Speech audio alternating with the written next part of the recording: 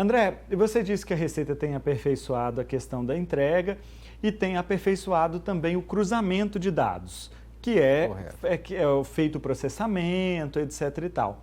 O que o contribuinte pode fazer para evitar com que caia na malha fina? Eu pergunto pelo seguinte: às vezes o contribuinte preencheu errado, colocou uma informação errada, por inocência mesmo, e aí ele não quer ter o incômodo de ser notificado pela Receita Federal. Ele pode acompanhar no site da Receita o processamento, identificar o erro e corrigir antes da notificação? Exato. A Receita Federal emite essa notificação cerca de 1 ano depois, mas a declaração já incide em malha imediatamente. Após a entrega, processou, já incide em malha, se for o caso. E o contribuinte já pode acompanhar o processamento da declaração. Para isso, basta ter a conta gov.br, nível de certificação prata ou ouro, e lá vai informar por que ela está em malha, é o motivo, e ele pode retificar sem problemas, não será, antes de ser notificado. Ele corrigindo as informações, a declaração volta ao fluxo normal.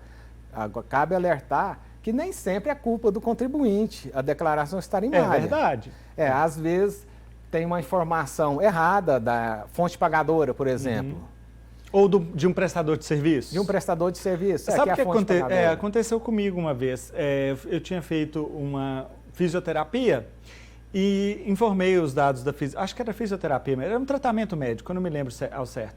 E o prestador não informou o meu CPF, caiu na malha por causa disso, a sorte que eu tinha um recibo. Isso, nesse caso aí basta apresentar o recibo, a declaração sairá da malha e voltará ao fluxo normal. Aí o problema vai para quem informou errado. Quem informou errado ou quem não informou.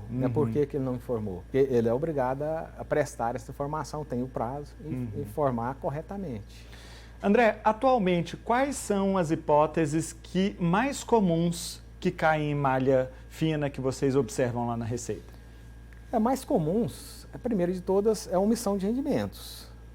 O contribuinte tem que tomar certos cuidados, principalmente quando ele insere algum dependente. E aquele dependente tem rendimentos, por exemplo.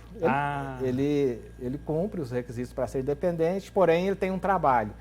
Então tem que juntar o rendimento desse dependente. Tem uma outra questão também de malha, né, além da omissão de rendimentos, é quando o contribuinte recebe rendimentos recebidos acumuladamente. O que é isso? Por exemplo, o contribuinte ele trabalhou em uma determinada empresa e depois ele ingressou na justiça e conseguiu uma diferença mês a mês, referente a vários anos, por exemplo. Ele recebe aquele rendimento acumulado. Normalmente cai em malha, porque às vezes o banco não informa corretamente.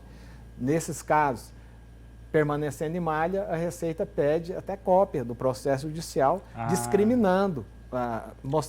Tem uma planilha, né, que mostra lá o número de meses, é importante esse número de meses que ele está recebendo, o valor do juro, porque o valor do juro ele é isento, então ele não é tributado. Não cobra o imposto sobre o juro. Não cobra o imposto sobre o juro, vai cobrar somente sobre o principal. Então vamos supor aqui, o cidadão entrou na justiça numa reclamação trabalhista, ao final do processo ele recebeu 50 mil reais de verbas que não foram pagas à época pelo empregador. Desses 50 mil, 10 mil eram juros. Ele vai precisar separar 40, tributa os 40, separa os 10 e informa isso acumulado na Receita, é isso? Isso, informa o número de meses. Tem uma ficha específica para isso.